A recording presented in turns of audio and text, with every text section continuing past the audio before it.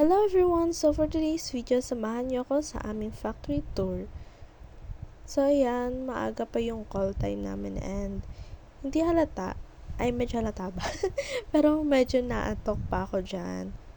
Siguro dahil din sa panahon ng mga araw na yan kasi medyo umuulan din and masarap sana siyang itulog, no?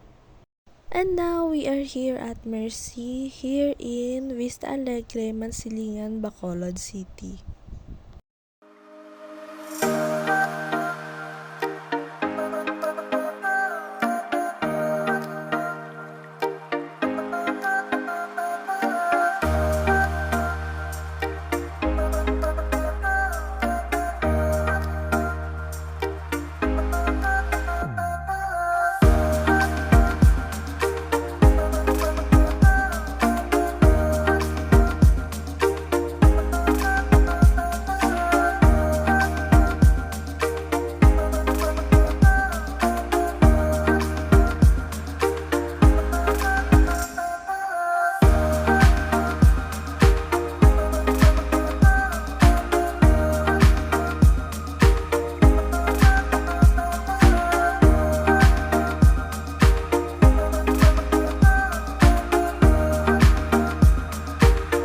And guess who's here, guys? Hindi kami na-inform na meron pala silang bisita. Yes! Mr. Calinte by Tibon is here in Mercy!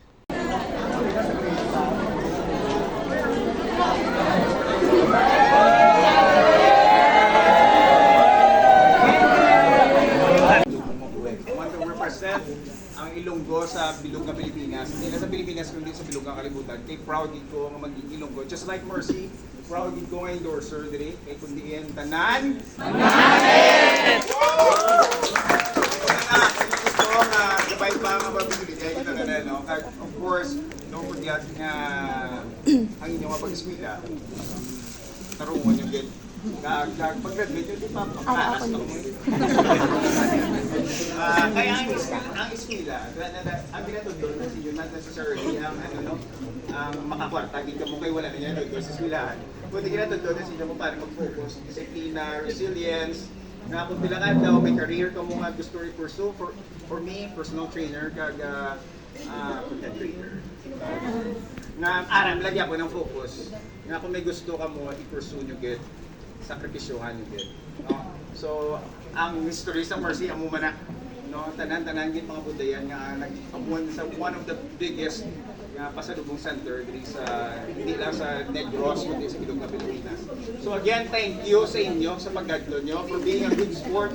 So each and every one of you, thank you sa paggadlo nyo diri sa Mercy. Ha?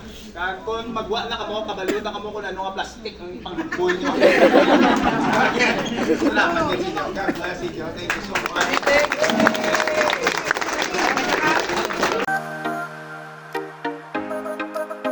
So next stop is here in Bongbong. So it is located in Alihis, Bacolod City.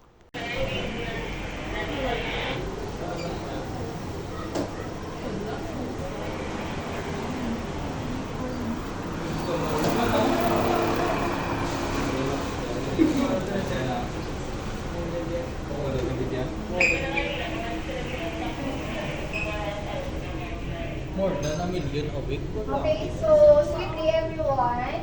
So good afternoon. So by the way, I'm Edeline, one of the marketing officer here. So welcome to Bongbongs, the finest delicacy here in Bacolod. So I'll just give some a little history timeline. Well, the Piaya Ube and the original, the cheese and the butter are mass production machine.